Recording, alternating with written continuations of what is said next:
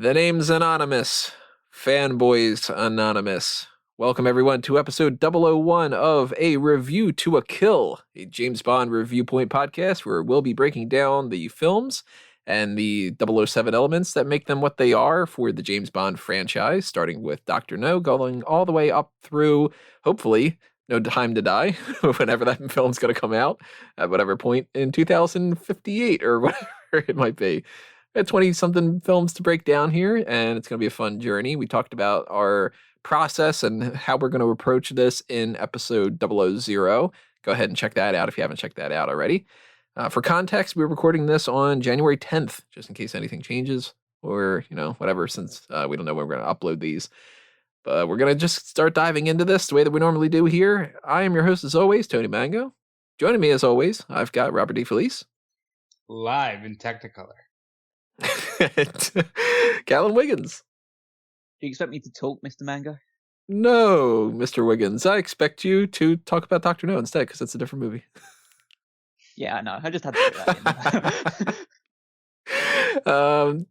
What we're going to talk about here is Dr. No. It's the first true Bond film on screen.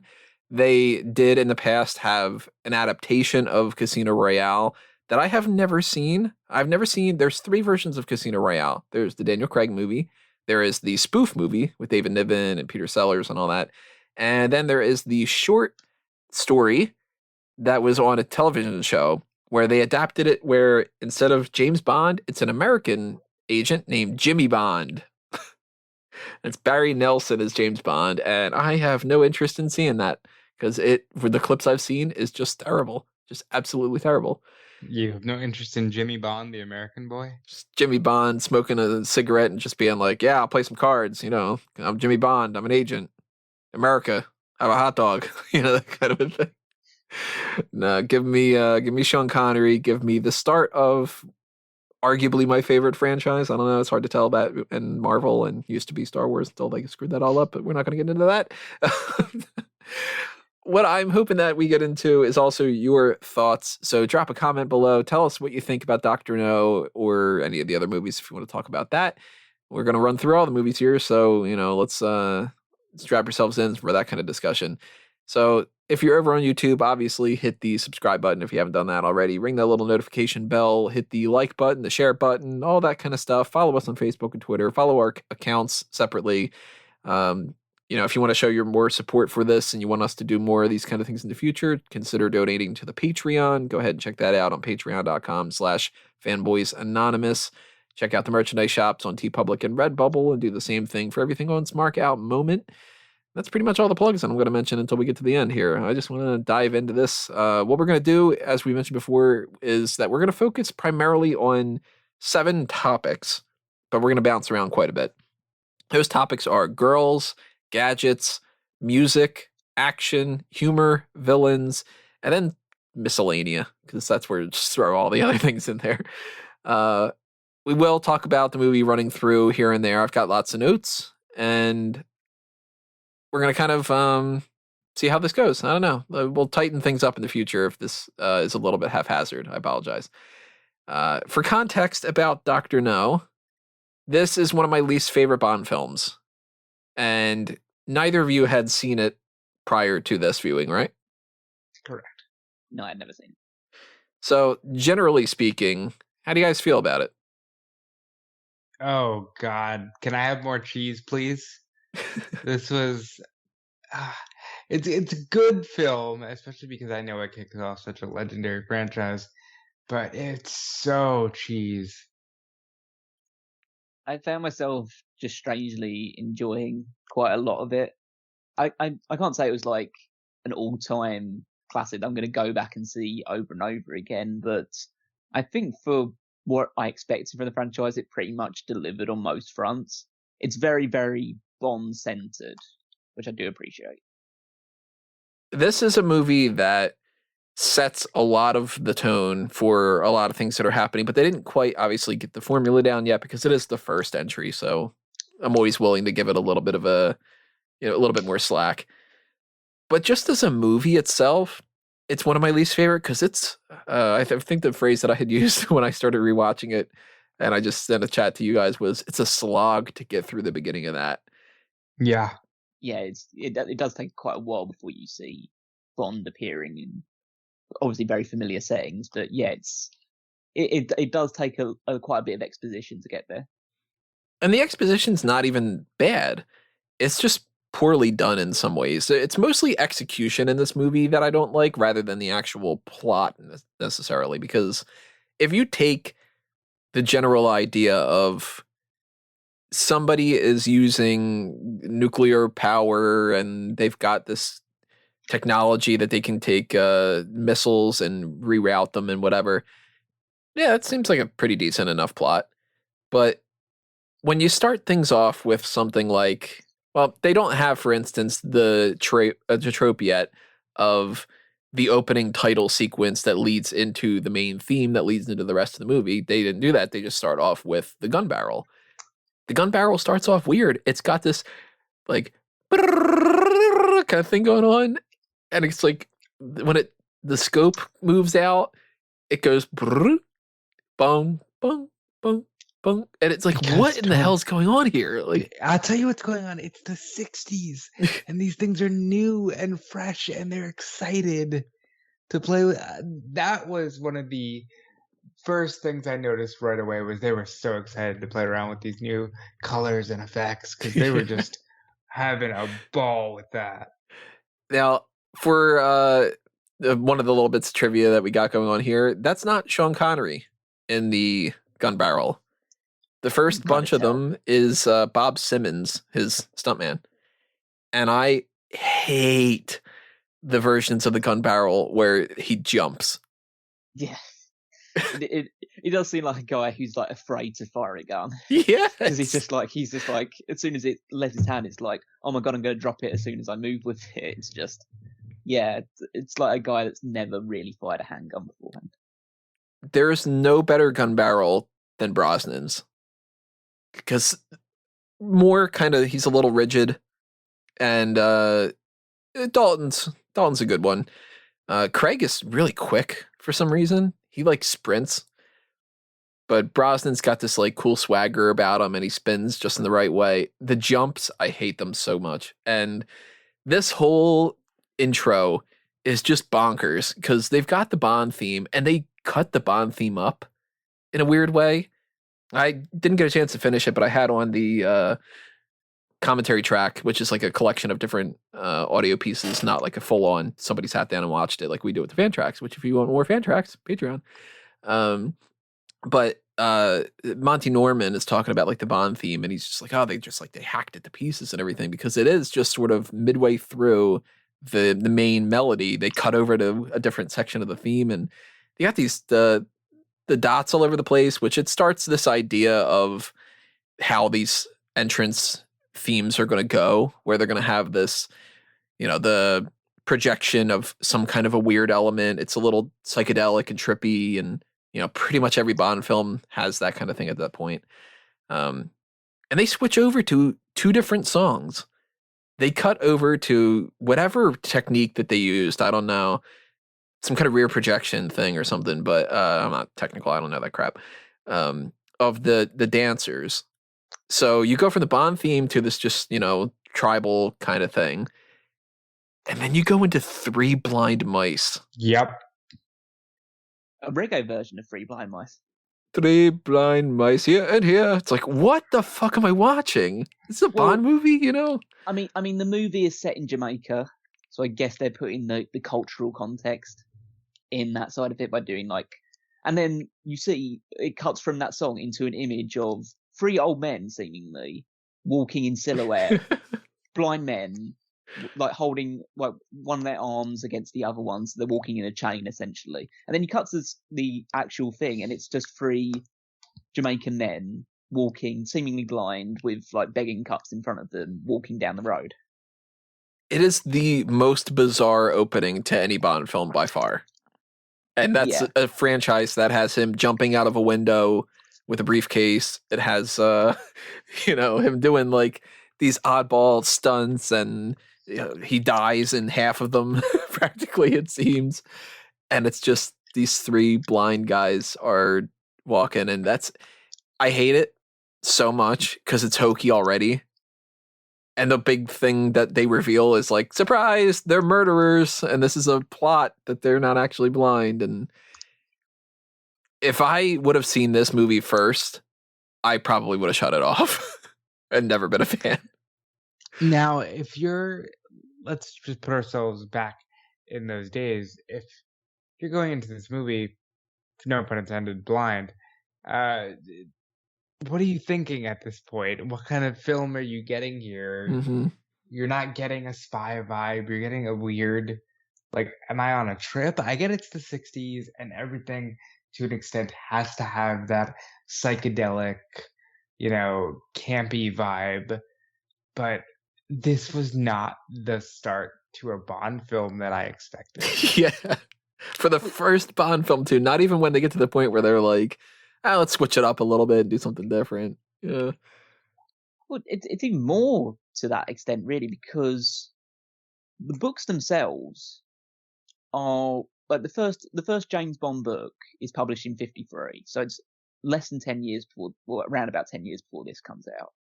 So I don't know how universally well known this is, but it's still the idea that this movie's called Dr. No. It's not called James Bond. I know obviously you had James Bond in like the promotional stuff and like that, but it's not like it's James Bond in Dr. No or something like that. It's not even 007. It's literally, it's called Dr. No. And then unless you go with like the other titles, because they always put 007 in front of them. Yeah, I guess so, really. But it's just a case of, but then you just immediately cut to, you don't see Bond in this movie for about 10 minutes. So it's like, so I don't know what people would expect just going into it. I guess, again, it's a lot of exposition and you kind of need that to explain a lot of elements to it. But the fact that you just don't see Bond for a long time in it probably would just maybe confuse people early on, but seemingly it proved to be successful. So I guess it didn't do too badly. Maybe this like, again, going in the context of the time, maybe that's just what people would expect from it. They don't expect the stars coming immediately. I mean, go ahead, finish your thought. Just to say, especially because I don't think Sean Connery was a very well-known name at this point. Right. If I pass AMC or Turner Classic Movies and I see Dr. No 1962 and it's just, I don't see the gun barrel, I just see the Three Blind Mice intro, I'm probably changing the channel.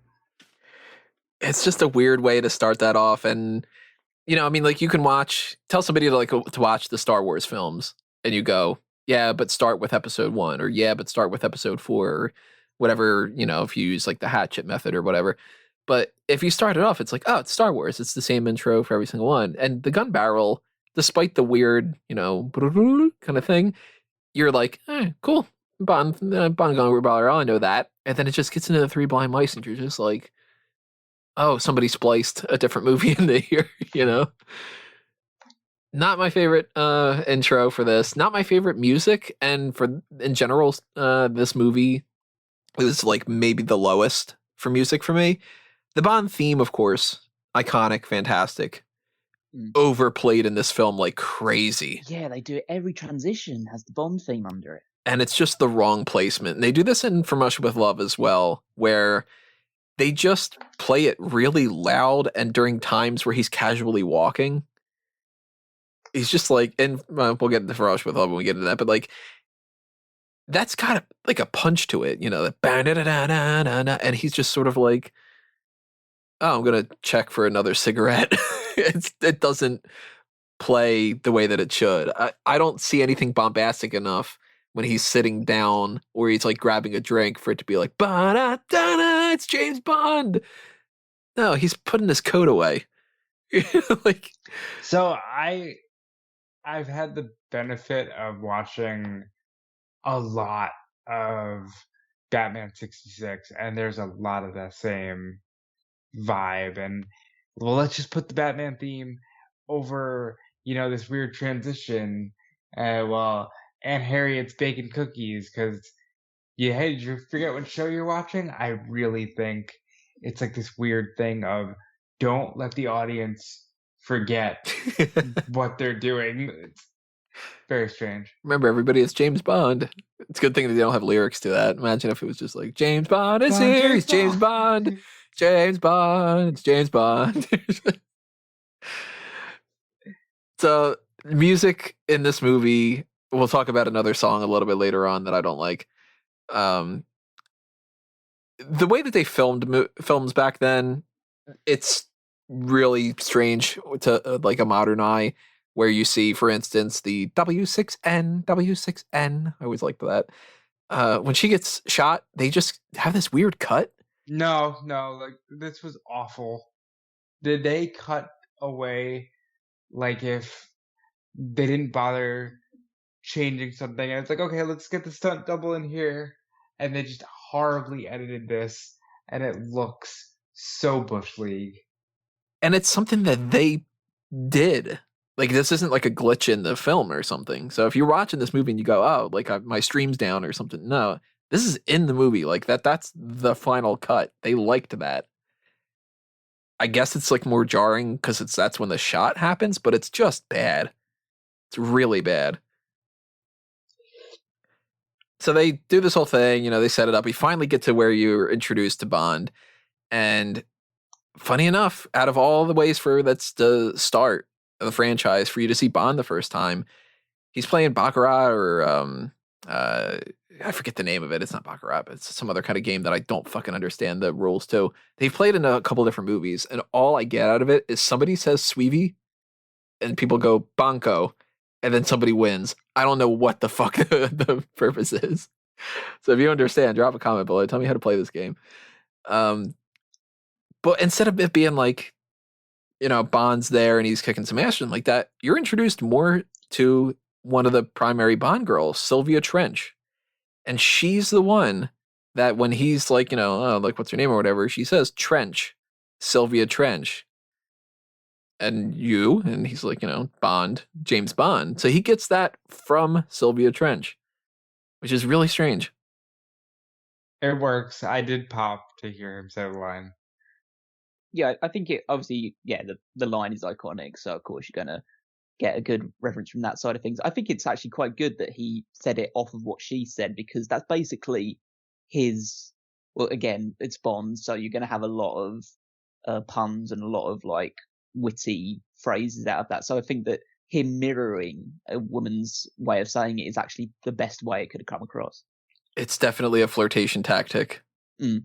And that gets you to know already that, number one, this dude's good at what he's doing because he wins the game, He's quick on his feet.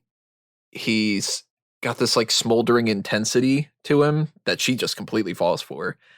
And that he's able to manipulate somebody just by something a little bit subtle like that. It's the type of acting that you don't get in some of these other types of movies here and there, or even in this movie in some other scenes.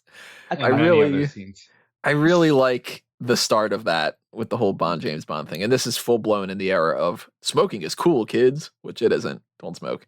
Yeah. So everybody in this movie and a couple other ones later on are just like, here's a cigarette because you're a man. Like, So I kind of, maybe harshly, you could obviously be a judge of it, I kind of refer to Sylvia Trench here as a living prop. And that's basically because her role in this is to essentially show that Bond is very charming with the ladies, is very is charismatic. He's lucky at, I say lucky, but he's very good at obviously whatever game they were playing in any sort of like casino environment, that he pretty much owns it, and he can sweep women off their feet very, very quickly. So basically that's her role. She doesn't actually we don't know anything about her. We don't learn anything about her backstory or anything about that. She's just there to say, hey, this guy fucks. That's basically what I get from it. At the end of the day, there can only be one first. And she has that honor. We've got 4 Bond girls in this movie. It's 5. It kind of depends on your definition. It's sort of 6 if you want to go with the W6N woman. But for the most part, you rule out W6N. She's just a random person. And you rule out Moneypenny. We'll talk to her because Moneypenny's a different character entirely. So it's really photographer girl, Sylvia Trench, Miss Taro, and the main Bond girl, Honey Rider. And Sylvia Trench is a character that she doesn't serve much of a purpose, but she serves a great purpose in the franchise because she sets up those kind of things, and she comes back. So yeah, she does. We will talk about her again, but I actually like her quite a bit. And she and practically every woman that is in the first 6 movies is dubbed by the same woman. Nicole Ziering, I think is her name, if I remember correctly. Nikki Van Der Zeel. Nikki Van Der Zeel. Nicole Ziering. Who's Nicole Ziering? That's somebody. Some actress or something. Or maybe a model. I don't know.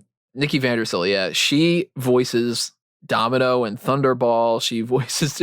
They just liked this woman's voice, and they were like, hey, can you be every woman in none of these movies? And it's just kind of a shame, because I've listened to, like, the actress who plays Sylvia Trench, and some of the other characters too. The one who plays Largo and Thunderball or whatever. But Eunice Gayson is Sylvia Trench, and they're fine. So it's not even like there's a big issue behind it. I don't understand why they did that, but that's a different little bit of trivia here and there. I like Sylvia. I like that you get the feeling that she knows exactly what's up, and she's fine with it.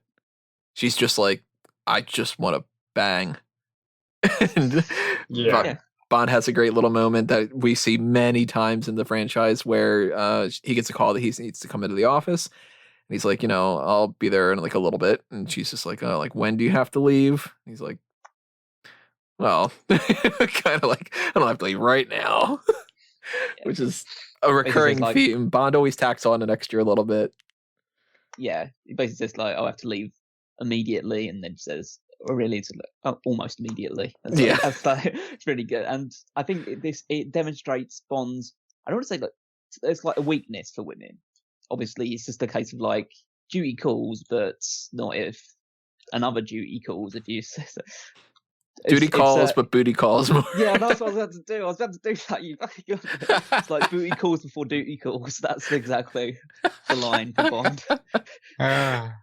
Because Bond, I mean, one of my favorite little elements about the Bond franchise is how much of a dick he is. Like, Bond is not the character that you want to be. Bond is an asshole. And I love when he's a complete prick. So, the office calls him in, and he's just like, yeah, this is more important. Yeah, it's not the end of the world right now. M just wants to talk to me about some crap. I'm going to bang this chick first, and then I'm going to do it because I'm James Bond and I'm a jerk, kind of like. Damn right. And it's so good. I love it. That transitions us.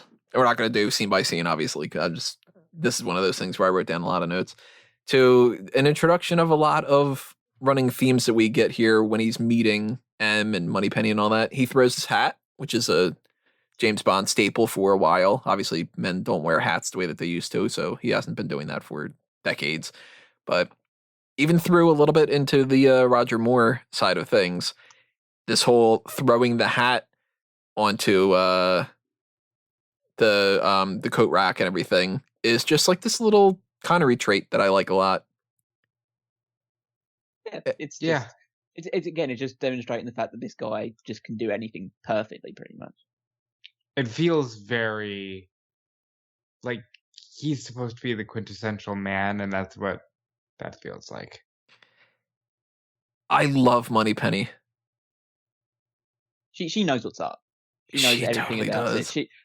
She comes across as like he's equal, which I really appreciate in this, because obviously there's a lot in the early Bond movies which is very, I don't say it's women play a certain role in it, and we know what that role is, and we're going to talk about it obviously. But she feels like an intellectual equal to Bond, and I really appreciate that. Yeah, like she's the one that he can't just get, so it makes him want her that much more, and it's really in a lot of ways perfect foil. There's always this question of what their relationship really is, because sometimes they kind of write them as like almost like a sibling rivalry, like brother and sister teasing each other. Sometimes they do it in a sort of like when it got to the point where Lois Maxwell's age was a little bit different than Roger Moore's, and then it got a little bit more like two old friends kind of. And sometimes they've had this like friendly banter, and sometimes it's got this like little bit of a steamy edge to it. Sometimes you get a feeling that maybe they would have like actually gotten together if things would be a little bit different. Sometimes they give off the impression that they might have fucked before, like they could have banged in the past and decided that it's a little too hard to do that and keep the professionalism, and then they'll just kind of keep teasing each other or something. But I absolutely love Moneypenny. So when she was gone in the Craig films for a while, I was just like, oh God, you gotta bring her back. We don't get Q in this. We get Major Boothroyd, who is Q, but that's just like his name. And it's not Desmond Llewellyn. And there's no gadgets in this film. So that's like one of the big things to knock it down. There's a Geiger counter. That's about it. But we do get that they switch his gun. He's been using a Beretta, and he considers it his trusty Beretta. Yet M is quick to point out, yeah, well, it jammed on you last time, so you need to use this Walther now. And I love the relationship with M and Bond as well. Yeah. Bernard Lee is my second favorite M. I mean, Judi Dench is hard to dislike, so she's my number one. And Bernard Lee has a really good. They get more into this in From Russia with Love and onward. There's this good rapport where like you get the sense that M is his boss and he respects his boss, but Bond's a dick, so he's going to be a dick to his boss. And M maybe doesn't like Bond, but he respects him. A little bit later on in a different movie, we're going to talk about that they might have had some wild times in the past too. But I love, in particular, that he grabs the Beretta, like in like this sleight of hand type of thing, and M notices, and he's like, "Oh, and leave the Beretta." So it shows that Bond is quick, he's rebellious, he's stubborn. That fast, he's already like, "I'm just gonna pocket my gun and use that going forward because fuck you, you're not gonna tell me what to do." But M, being his boss, knows this, and he's just like, "I know Bond's gonna take that gun." Great little moment there. One of my favorite moments of the whole film. Yeah, it sets up a nice relationship between the two, and so far in my first viewing of this, I'm liking what I see. Like, I feel like the intro was a little long, but we're getting into the characters and we're seeing Bond be Bond, and we're like learning as we go. Yeah, I like the fact that he clearly does show respect. He calls him sir all the time, so he is respectful of him. But M is obviously strict. I think the line that he talks about the fact that I think he said something about the fact that 00 fatalities or injuries have gone down under his leadership, and he doesn't want that to change, and so he wants Bond to switch one weapon, which has almost potentially got him killed, to the more reliable weapon. And obviously, like you say, Bond is rebellious against it because he likes things his way. But I don't think that there's any sort of like dislike between the two of them. I think it's just a case of a boss knowing and actually trying to protect his investments the best he possibly can. There's more contention here and there in some other parts, but there's never a moment really that, even when they are flat out arguing in some of the other movies, and of course it's different actors and different things too, but there's always this recurring theme of, at their worst, they still respect each other.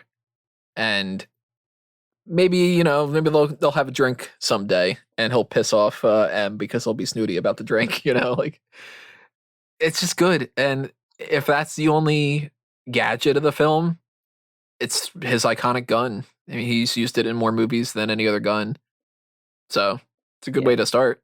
If anything, like the gadget side of it was more just random bits and pieces that looked pretty cool, like the hidden radio behind the bookshelf that you see in the early thing when obviously the Jamaicans are attacking the Strangway and his assistant.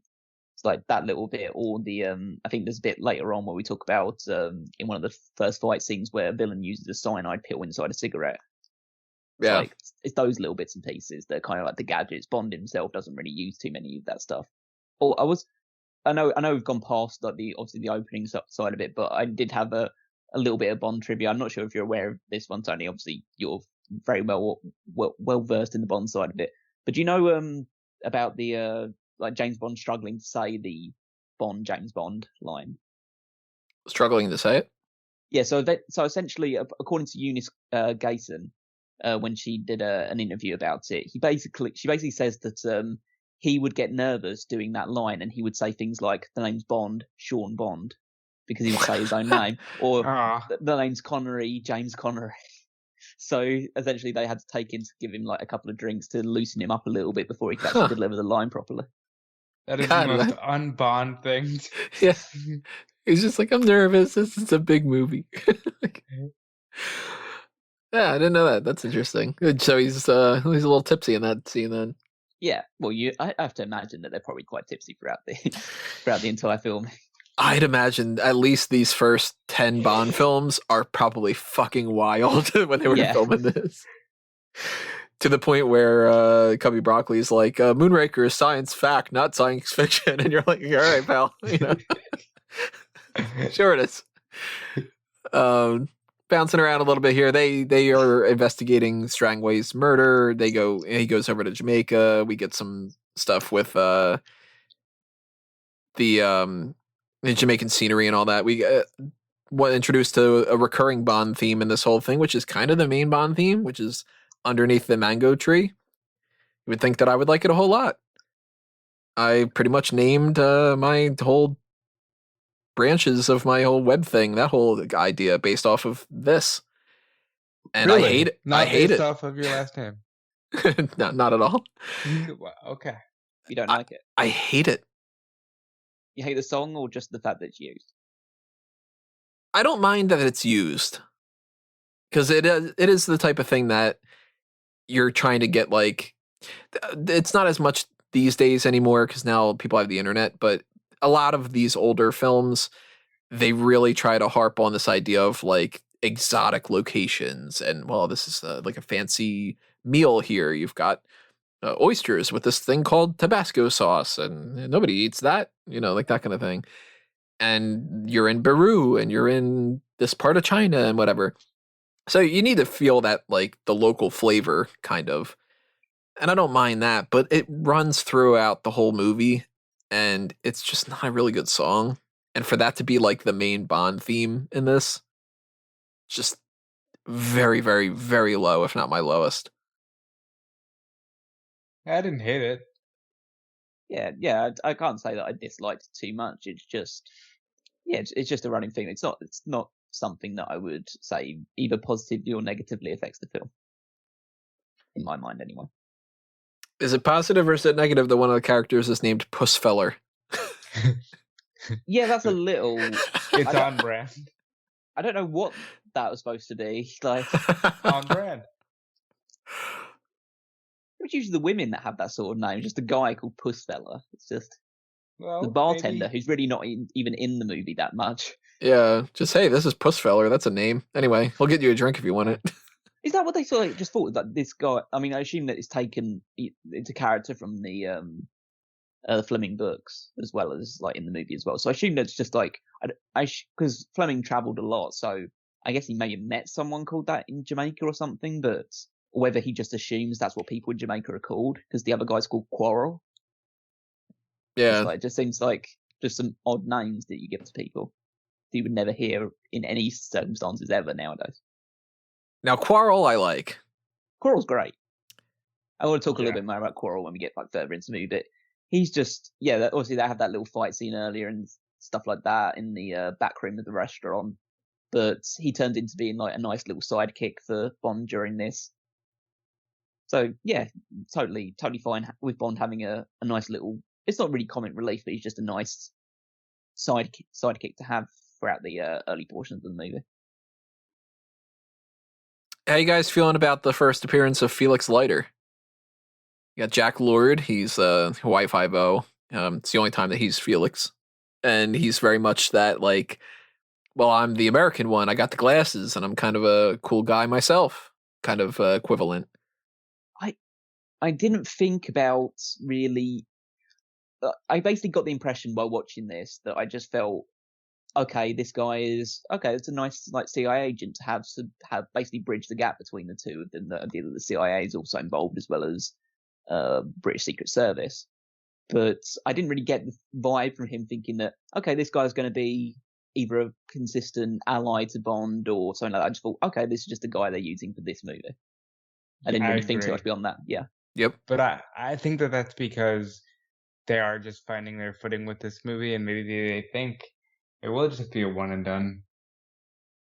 And since these movies are all out of order from the books, that throws off a lot of dynamics, because if anybody's seen Casino Royale, Felix is, a part of that instead. And that's really the way that you introduce Felix. And then by Dr. No time around, it's like, oh, my good buddy Felix is here and he's going to pop up in Jamaica and help me out with whatever.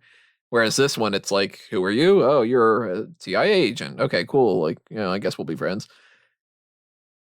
I like the casting, but the character is a little weak. And a little bit later on, they have another person who's very much like Jack Lord, but not Jack Lord in Thunderball. So it's kind of interesting. We got another Bond girl of sorts, the pretty girl photographer. She's pretty. She's a girl. She's a photographer. Awful actress. Yeah, it wasn't great acting. Not the strongest.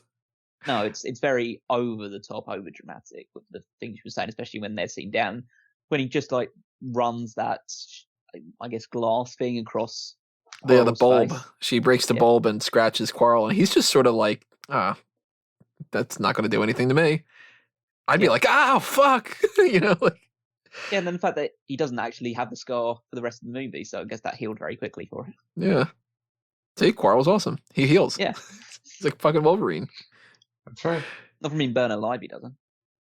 Well, Quarrel returns. Oh my god. I'm so looking forward to that. Quarrel is in another movie. Oh, I'm very much looking forward to it. I won't spoil how. See, you can't burn people alive. What the fuck? Oh my god, is he Darth Vader? Imagine there's just a scene where he's just like, no, I am Quarrel. That's impossible. I am your Quarrel.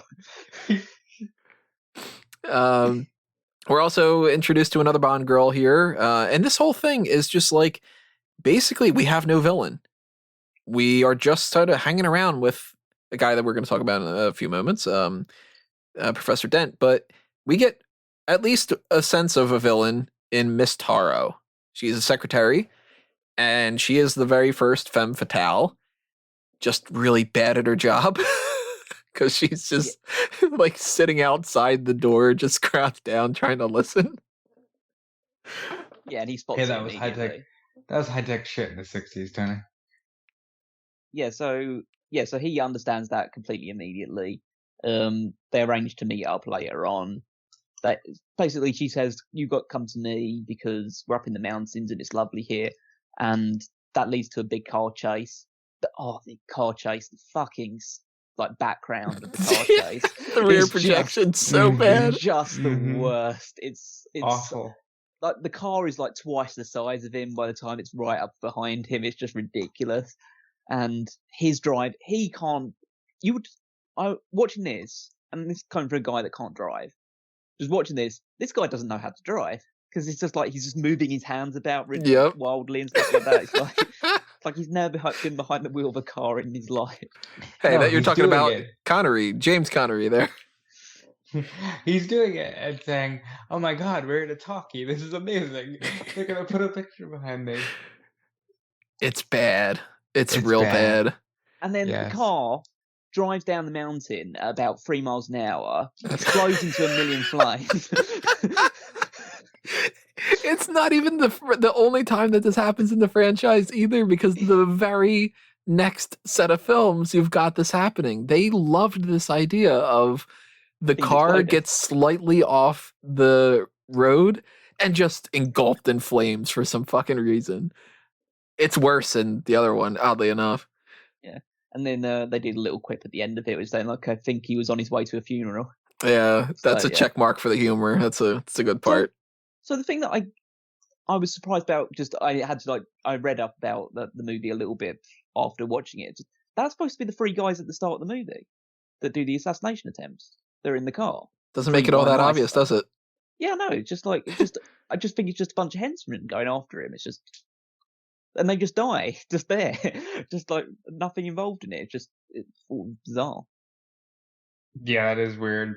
Like they're the guys that killed Strangway in the first place. They're the ones that are the instigators. You would have thought maybe he'd have a fight scene and kill all three of them at once. Like, I guess he does kill all three of them at once, but we don't know who they are. He doesn't kill them all. A faulty engine that blows up super easy kills them. I was gonna say about this, like in terms of the Bond thing, like especially when I watched the Pierce Brosnan and the Daniel Craig versions, he comes across as intelligent and very calculated and all that other stuff, but he comes more across as like a super enhanced thug in those movies. So it's like there's a lot of fighting, there's a lot of action. This one he comes across more like a detective like.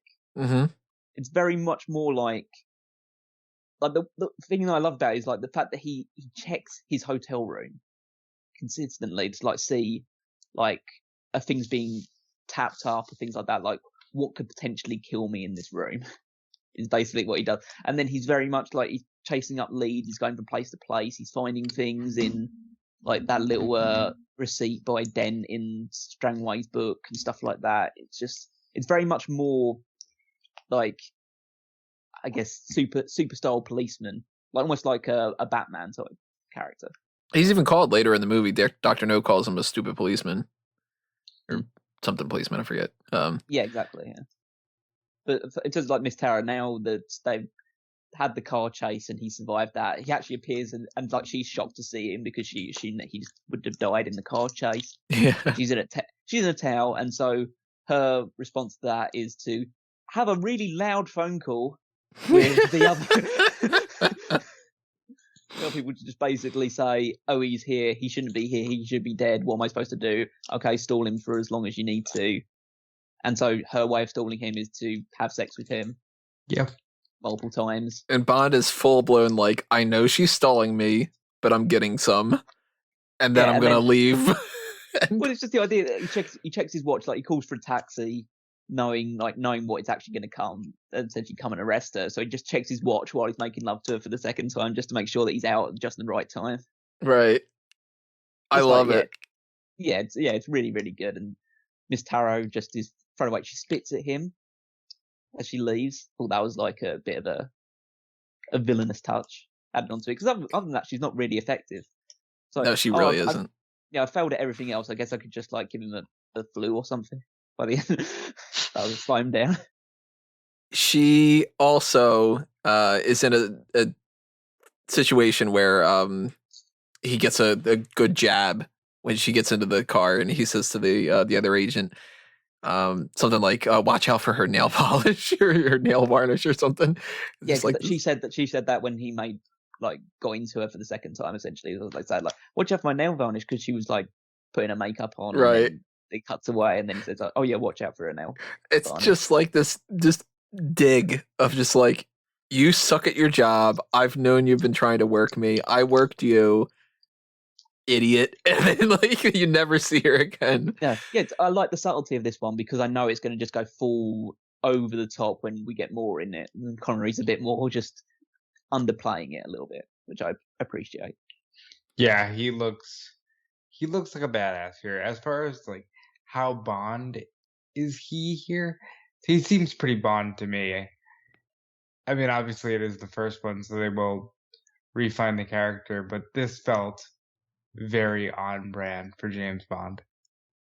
So here's a little bit of trivia. Where do you think that Zena Marshall is the name of the actress who plays Miss Taro? Where do you think that she originally comes from? I'm not gonna answer that because I checked it out, so I'm not gonna answer this one for you. I don't know where. What's the general range? I would assume somewhere like Korea or something. That seems like. So where? She is. Her mother is French. Her father is English and Irish, and she was born in Kenya. All right, I'm not playing any of these guessing games anymore. Yeah, it's very much. I was a bit surprised because they actually did some good makeup work to make her look like she's Asian. Right, and she had this whole career based off of her being quote unquote exotic enough to be like Asian and Italian, apparently, characters in different things. Those exotic Italians. It's the exotic Italian and Asian woman who's French and English and Irish from Kenya. Like, what? All over the place. But I'll give her credit because that's what acting. Yeah, she pulls really it off. is. Yeah. It's very much not Mickey Rooney from Breakfast and Tiffany. Yeah, it's oddly enough. I did not know that until doing some research behind that. I always thought that she was at least, part Korean or something. And I like Miss Taro. Beautiful woman. She sucks at her job as she's supposed to. It's not like you're supposed to believe in her as being like this big seductress that actually got one over on Bond. He's in control the entire time.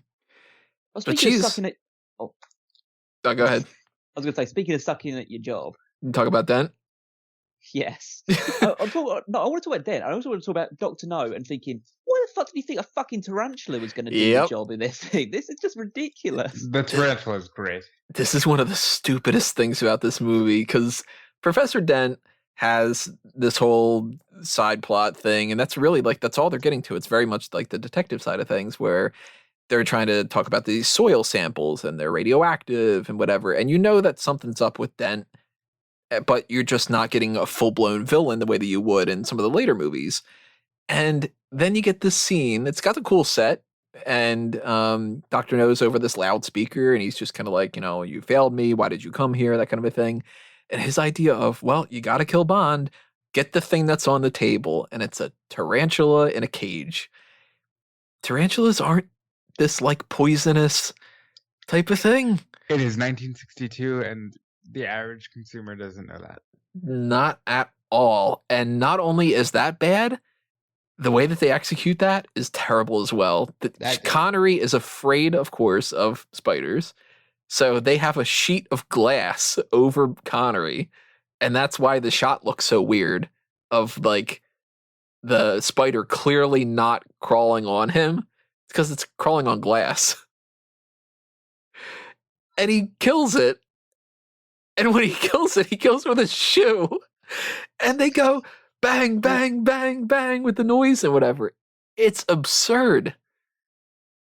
I mean, that's kind of, if I was in that situation, that's probably how I would react. So I can't really say that I'm against it too much. It's just a bit. The music, though. Yeah, I know. But you know, that's just a nice little touch onto it because you're not really just going to make the noise of a shoe hitting the ground or spider's guts flying around all over the place. Just yeah. I think that was the right way to go about it. It's absurd, but there is always a certain level of absurdity in Bond movies. Yeah, this was one of my favorite moments for the movie because it's just all the cheese that I didn't know I was coming for. But now I'm like, all right, I guess this is where we are.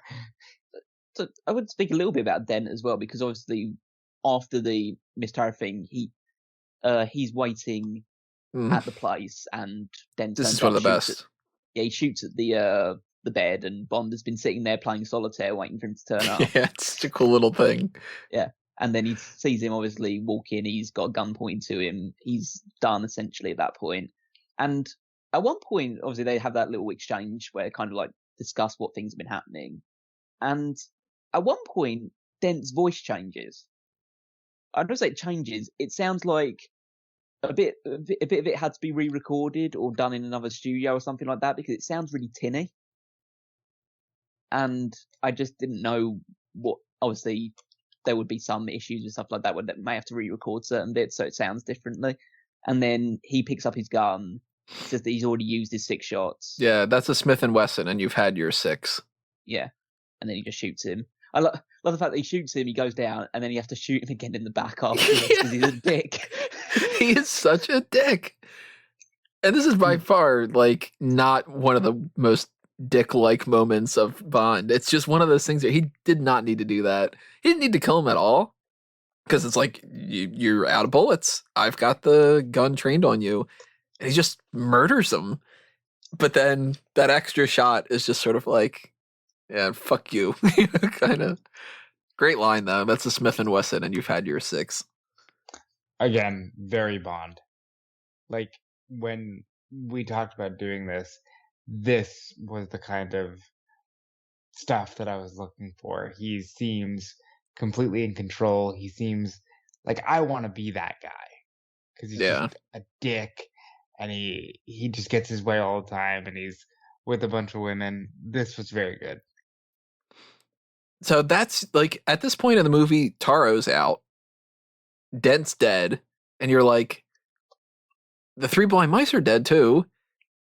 What are the villains going to be like in this movie? Kind of, you still got a lot of movie left because they're setting up this whole thing with Dr. No, but you got to go to Crab Key to talk to Dr. No.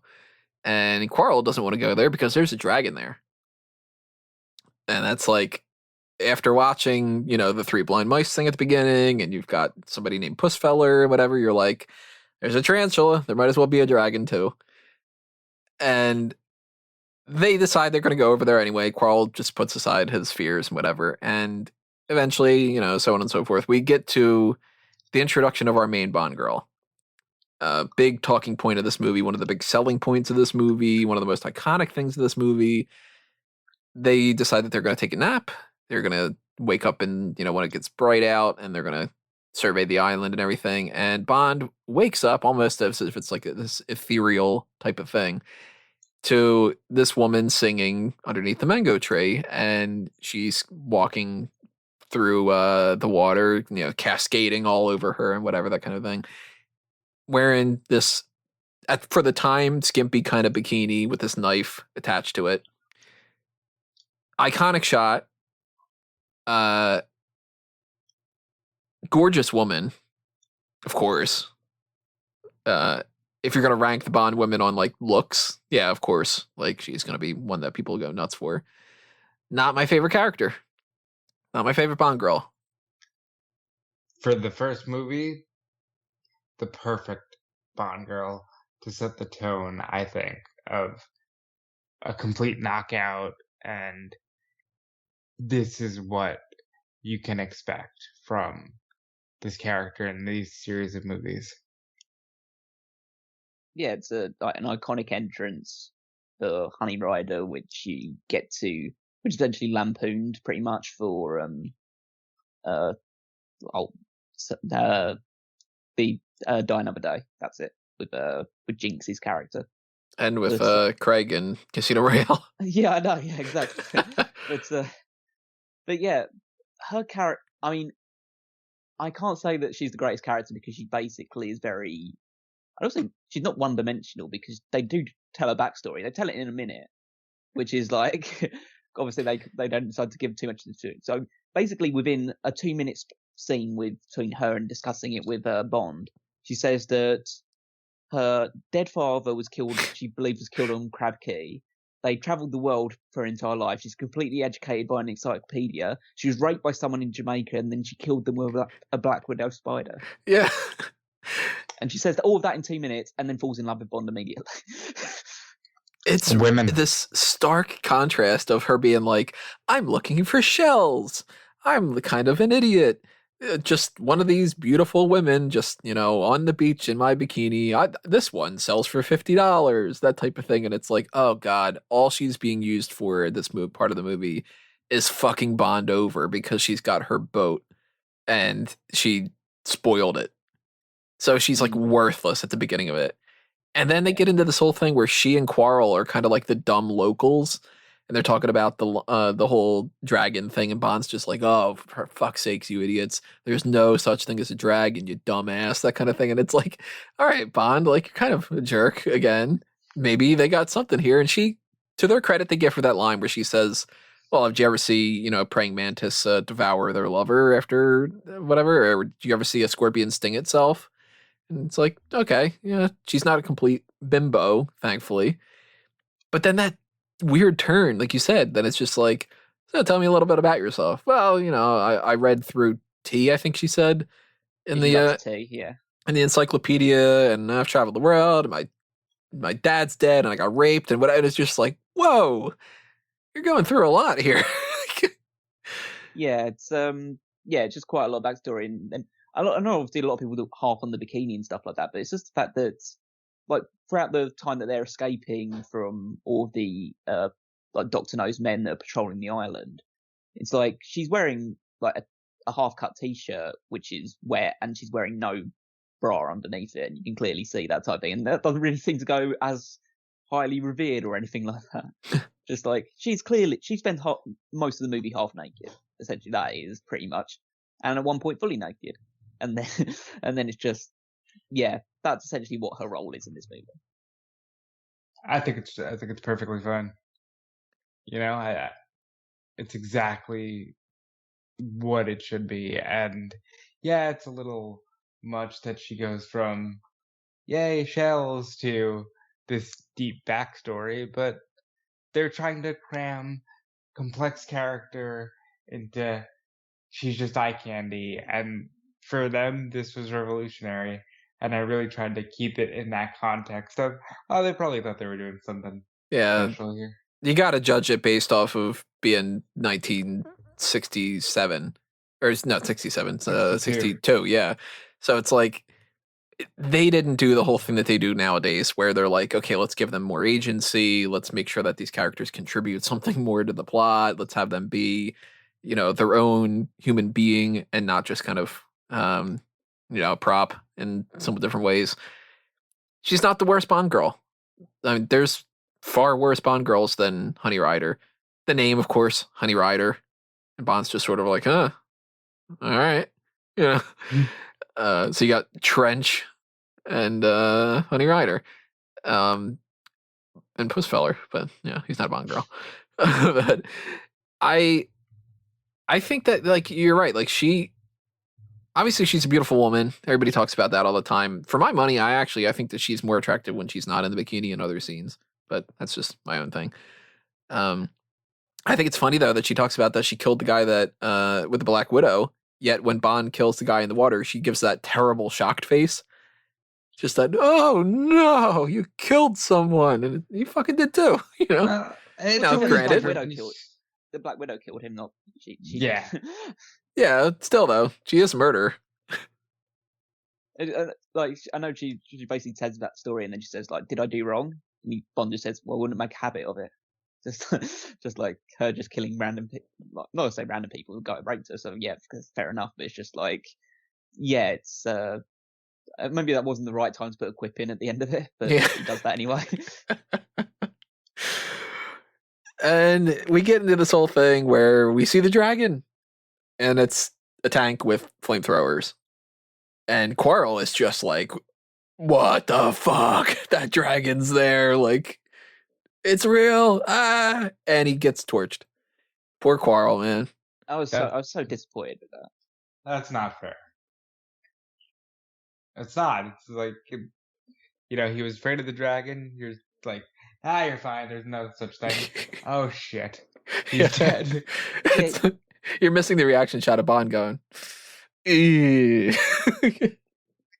it's just the fact that, like, he was wary about coming to Crab Key again, and he didn't really want to be there and stuff like that. So it makes it all more worse. But, like, I know you're supposed to see that kill and maybe feel like, have sympathy with him and hate the bad guys that killed him. It's just like, I feel bad about Bond now because Bond is the one that took him there in the first place. It's like, he didn't listen to him. Yeah, like, and then it's just a case that those people in the dragon thing have just, they've set this guy alive. They set the guy on fire alive, and then they come up to Bond. And it's like, okay, we'll just arrest you. Yeah, like, you just tortured a man alive, and now you're just like saying, oh no, we'll just arrest him. Even though Bond fights back and fights against both of them, and Honey's trying to grab at them and trying to save Bond as well. It's like, no, we have to walk with you. It's like, we can't kill you here. And they have the line where they say, sorry we didn't bring any flowers. Sort of like, sorry we burnt your friend. It's like, goddamn. So yeah, Quarrel comes back. So we'll talk about him another time in a couple more movies. In a Roger Moore movie. I'll spoil that. It's not even a Sean Connery movie. So we get Bond's captured, and this is the first of, obviously the first of everything, because it's his first movie, but this is the first of you get sent to the lair, and the Bond villain's got this giant lair, that not only has this like extravagant thing where it's like, how could they possibly not have known that there's all these people on this island that are, they all got guns and all this plots happening, but it's also the start of the let me be really nice to Bond kind of thing. They, to a certain extent, but they give him this really ritzy hotel looking prison cell. And I love this little element that I did not know. I didn't remember, I should say, because I've seen the movie multiple times, but I haven't seen it in a good 15 years or so. I totally forgot about this little part where the hostess, I guess you could say, his like warden, is like, oh, breakfast is ready for you, and then you'll want to sleep, and like we'll see you a little bit later on. And Bond grabs the coffee, and Honey Rider's like, how can you eat like now? And he goes, because I'm hungry. And the coffee's drugged, and they fall asleep, which means literally, first there's breakfast, and then you'll want to sleep. I was like, that's pretty good. The warden, hotel clerk, or whatever you want to call her, is knowing full well that there's going to be this drugged coffee in there, and she does wordplay just to make herself feel happy. Yeah, great character. A very Tony thing that I feel like, of course, you would like that. First of all, I don't want to undersell the fact. Why was there a 4-minute shower sequence? Why not? Because you got to get that. You want to watch it on VHS and try to see if you could see something kind of moment. Well, it's just the fact that like it's 1960s and everyone is obsessed with radiation. Like radioactivity is like the thing in it, basically every single movie. So it's the idea that they're having to wash the radiation off of them. Yeah, they just wash it off. Wash the radiation off. That's how it works, apparently, because nobody knows anything about radiation in the 1960s outside of people that are actually using it. They're at 42. Really put some more soap on. They're at 35. Check under their fingernails. It's like, yeah, it's just like... And so they spend like 4 minutes showering them, which I assume like in a modern Bond movie would just be like a hard cut, just saying like, okay, just throw them in the shower, and then it's hard cut to them being thrown into the nice little ritzy cell. And then Bond falls for the old sleeping pills in the coffee routine. It's just like you spent the entire time building him up as like this detective that sees everything, every angle coming, and then he just drinks coffee and he falls asleep, and it's like, wow, great job there. Well, his bravado was his own demise. Like he knows that they're being recorded, like it's being sound checked in the room or whatever. But yeah, we'll just down all that coffee in one go and fall asleep. It's so weird. They put on some new clothes. You're gonna meet Dr. No later on. So finally, like way more than 3/4 of the movie is over with, and you're finally gonna meet the main villain. And Dr. No is it's this ritzy type of thing. He gets introduced with, he's got this underwater tank, and they're talking about how fancy that is, and they pass by this De Goya painting that had gotten stolen, and it's like, he stole the painting, haha, like that kind of thing. And they're just like eating and just talking about stuff, and he's just sort of like, let me just tell you everything, because you're one of the few people that'll understand how brilliant I am.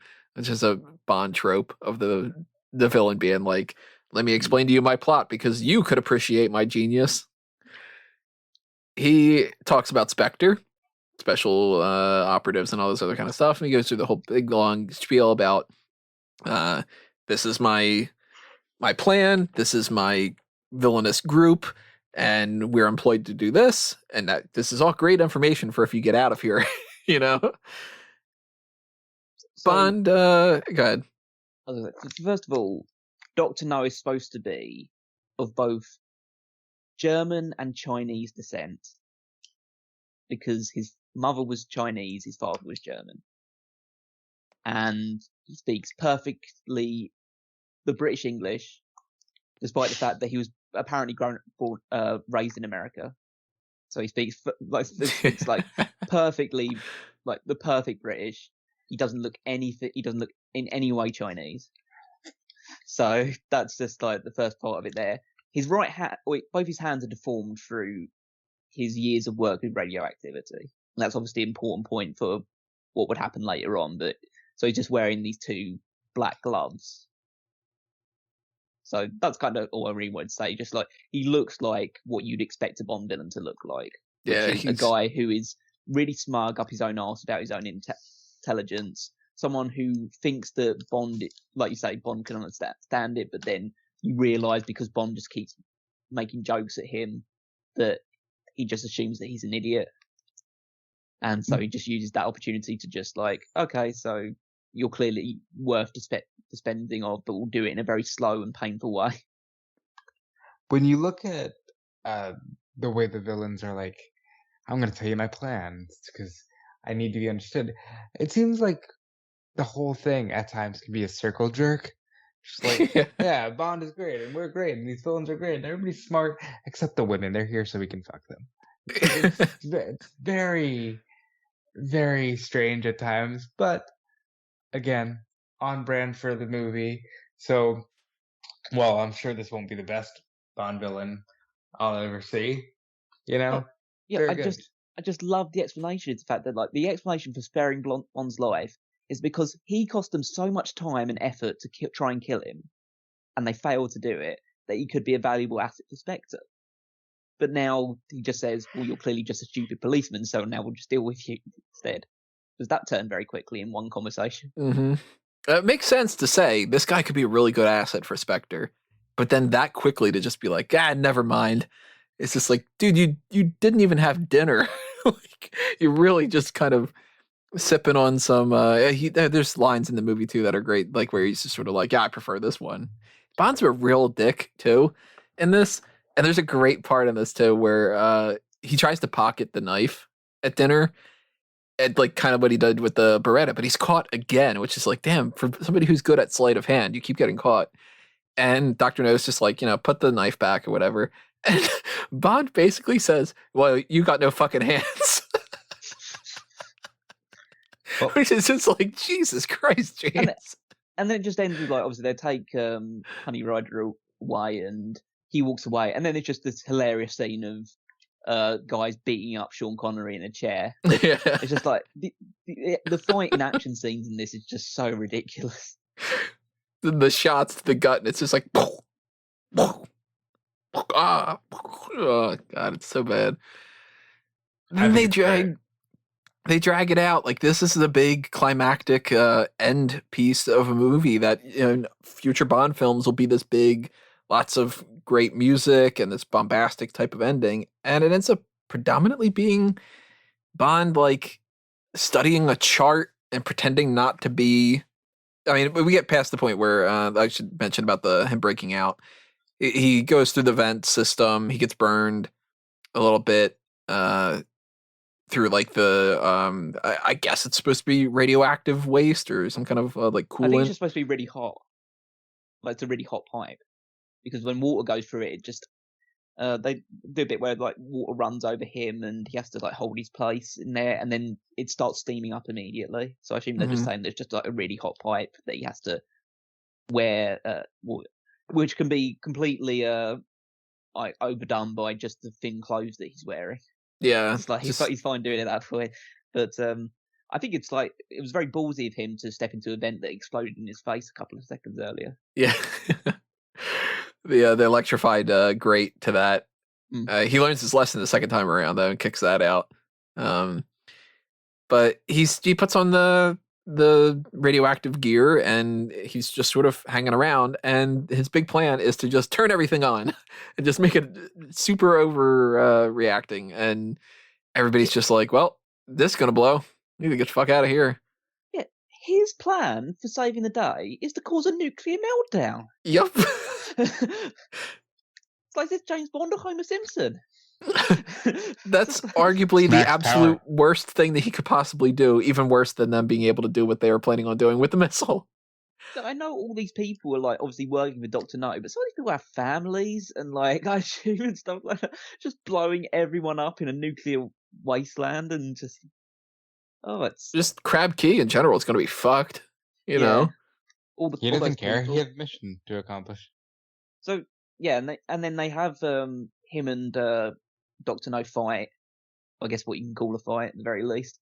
They land on top of the thing that's holding, I guess, the control rods, whatever the radioactive rods that's going into the water, and Bond just like basically just curb stomps him, and then he can't grab the thing because his hands are made of his hands are essentially made out of plastic.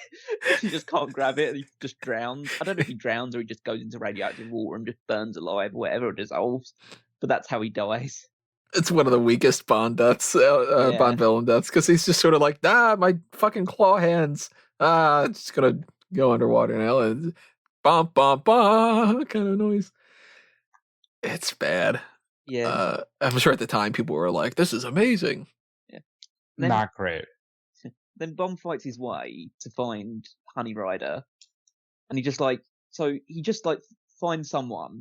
I'm glad you started that. Yeah, it's just like, where is she? Where's the girl? It's just, I don't know, and he just punches him in the face and just knocks him out. That's one of my favorite parts of the movie.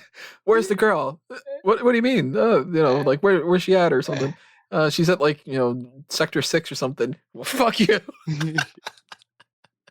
So that dude's dead. Like, he's blowing up, That's just the funny thing. Is just that he finds her. She's chained up on like a ramp next to some running water. And I guess their plan was to just wait for water to come in and drown her alive in that position. I have no idea. And it's up to her feet, so it's anywhere near her face or anything like that. So, and he just gets her out immediately, and they run for it. And then, this is one of my favourite parts of the entire scene, because essentially they must have gotten all of their extras from like the national diving team or something. Because they're all doing perfect swan dives into the water. It's just amazing. The precision they're landing in, it's fantastic. They're jumping off into the water, yet there's a boat there that nobody's really getting to until Bond and Honey are able to get close enough to it. And he just, throws the two of them off the board. Fuck you, it's my boat. He throws one of them off, he punches one of them, and that guy's laying in the back, just knocked out. And then Bond decides, okay, this guy's knocked out, I'll just throw him in the water as well, let him drown in there. He waits long enough. I wonder if that was like a Connery mess up.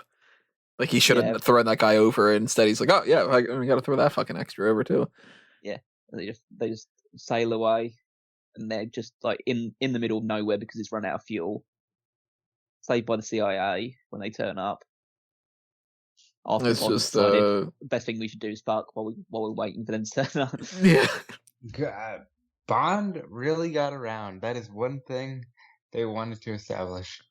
Men are men, and they smoke, and they fuck. They smoke, they drink, they gamble, they fuck, they kill. Isn't he great? And it's like, you're kind of at the end of it, you're like, yeah. Yeah.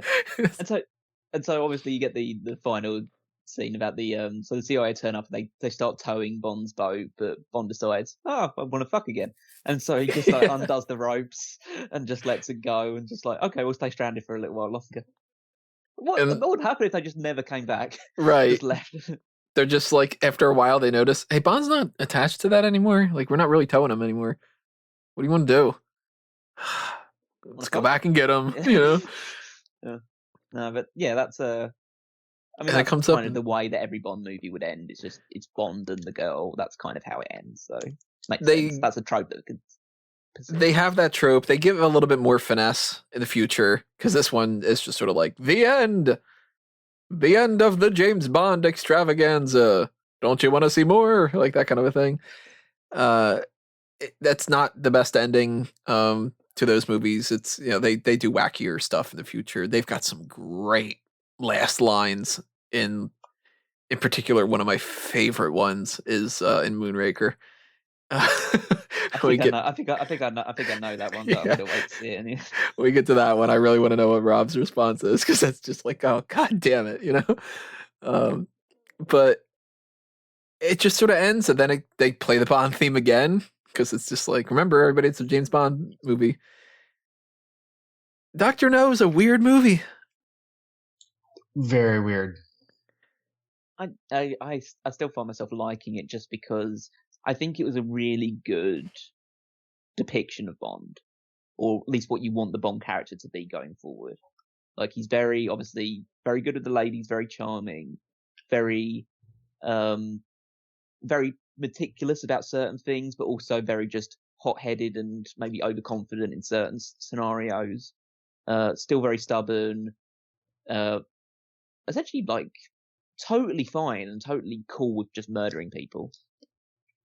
And like that's kind of just really the summation of what you want a 007 to be, which is essentially a really charismatic, really intelligent psychopath. Yeah. He's Patrick Bateman if he was a detective instead of a serial killer. Yeah.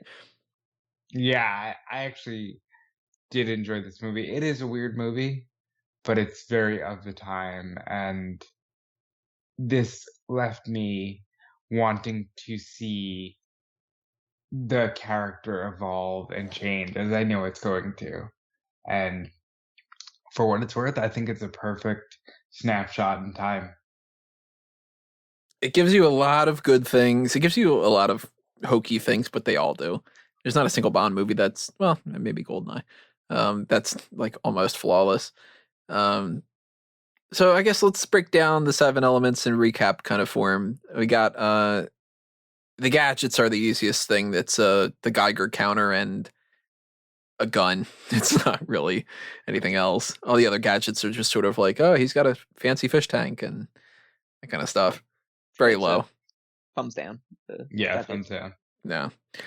The music, I mentioned before, I don't like the 3 blind mice thing at the beginning. I don't really like Underneath the Mango Tree. I don't like the placement of the Bond theme throughout it.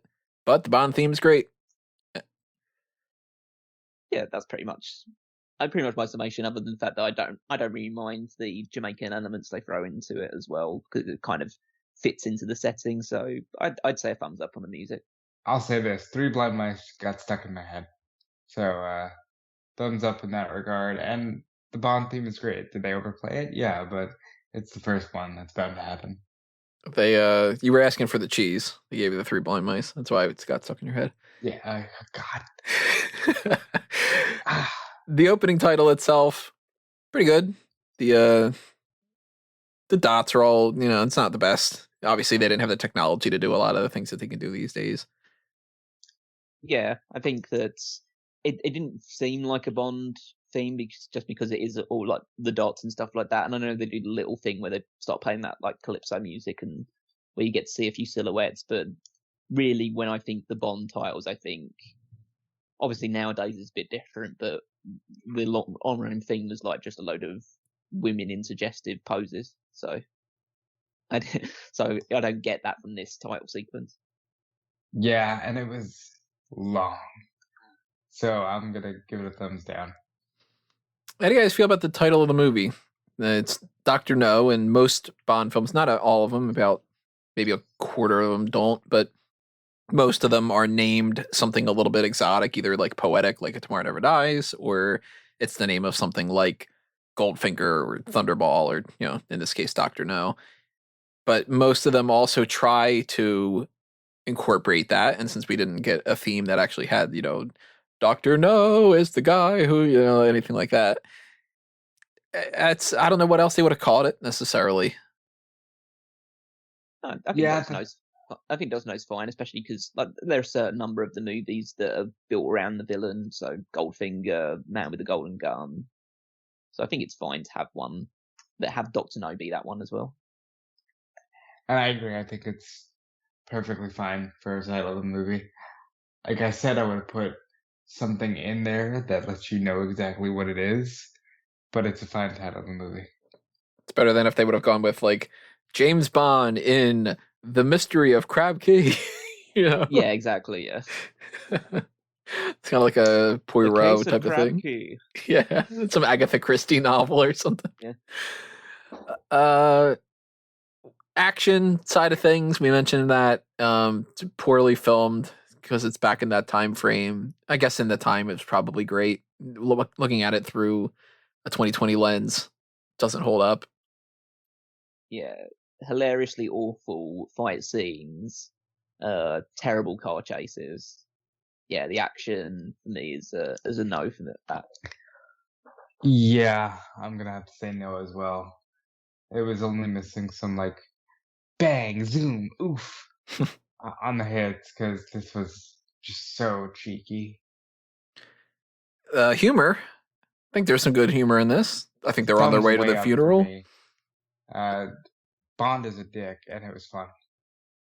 Yeah, I like the subtlety of the humor in this stuff. So yeah, that's thumbs up.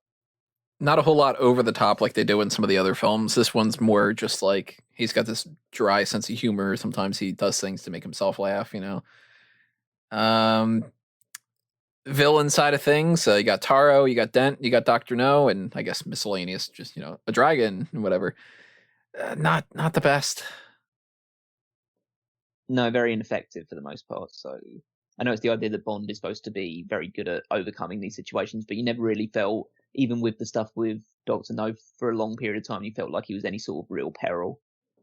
So yeah, I'd say the villains are weak on this one. I would agree with Callum.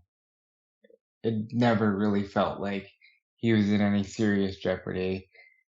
But again, you get your first taste of a real top line Bond villain. But ultimately, thumbs down. This is the type of movie that if they were to redo this film in a different time frame, Dr. No would be a more prominent member of the cast. He'd pop up earlier in the film. He would have a henchman that was like not just sort of this guy who puts a tarantula on him. It would be like more of an odd job type that they could get into a physical fight with. And for that matter, too, Honey Rider in a different time frame, she would be showing up earlier in the movie, and she would be like, she first came across the samples or something. They don't do the girls too much justice, but then it is a different era. So I do like the Bond girls in this. I like Miss Taro for what she's worth. I like Sylvia Trench. I'm glad she pops back up. And Honey Rider's got her spot. I like the girls. I thought they did exactly what they were supposed to do. Honey Rider, absolutely stunning. Not my favorite, but definitely not my least, you know? Yeah, I gotta have to be the difference on this one. Really, I've got kind of a thumbs down on them. I just don't think that any of them add any sort of character interest. They're just, as I said earlier, they're just living props, which I guess is part of parcel, especially in Bond movies moving forward as well. But I just don't think any of them showed any real sense of personality or interest to make me feel like they were worth investing in for me. They're just bodies. And just to finalize this whole thing, what would you say is your biggest highlight, your biggest low point? Ooh, biggest highlights. I don't know whether to go funny or not at that side of it. I think the biggest highlight for me is just like Bond in general. Just like I think Sean Connery's portrayal of Bond is really, really good in this. And I think like just one moment in particular is just the I would say I'm trying to think of one moment in particular that stands out. It's just I think maybe just him like anything's like him scouting the hotel room or him like just being very astute with his detective work and stuff like that. The early fight scenes, stuff like that. I just think that his overall performance was just a highlight. Him as just an individual character. The low point I think is just the use of Doctor No in general. I just feel like if it's especially he's the titular character in the movie, you need to give him more presence early on. I know it's the idea like you're kind of saving him for the end, and maybe that's can work very well. It's just like you just don't get any real sense of who he is or how he works until right at the very end. And by that point, he's pretty much dead, like 10 minutes later anyway, so it doesn't really matter. I want to just piggyback off all of that. My biggest highlight, like Callum, is just the portrayal of Bond. I even messaged you guys like I hated the acting in this movie except for Connery. I thought he was fantastic. He really portrayed like this cool, confident character, and he's not squeaky clean. You know, he really was a bit of a dick, and I just enjoyed watching his performance.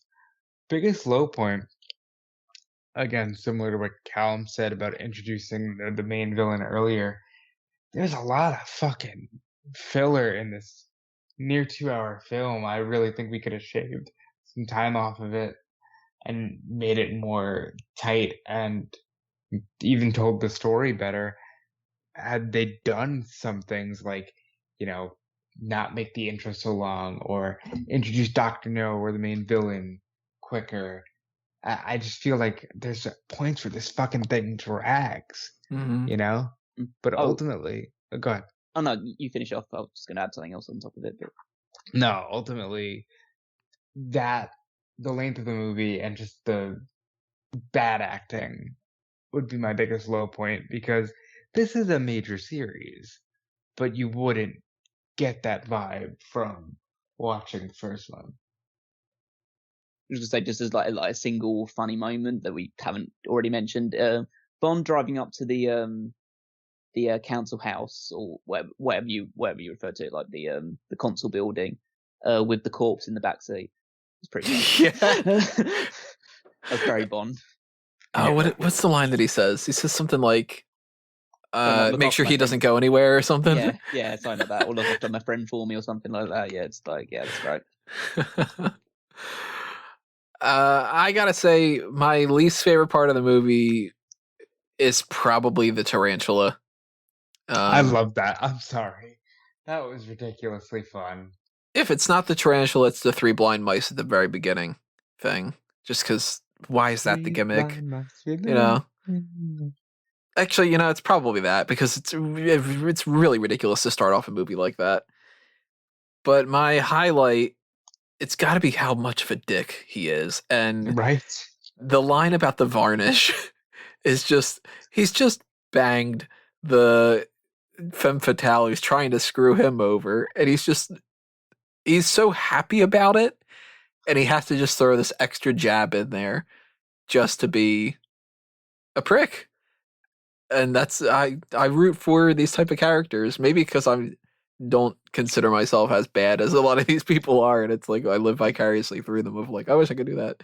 But like he is a total dick, and it's so fun to see him just be like, yep, I knew you were gonna do this and it didn't work out, and now you're getting arrested, and thanks for the fun night. Also, her varnish, you gotta watch out for that. So Ian Fleming had seen this movie. He didn't pass away yet. He said, dreadful. Simply dreadful. I would, you know what? Yeah, I kind of would say that. Yeah. And then our next film came about because John F. Kennedy said it was one of his favorite novels. So they were like, we need to do that one right away, instead of following any kind of trajectory of how these things are going to go, because From Russia with Love in the book is one of the very last ones. So they kind of jumped to the end in some of the stories, but we will break that down a little bit before we get into this.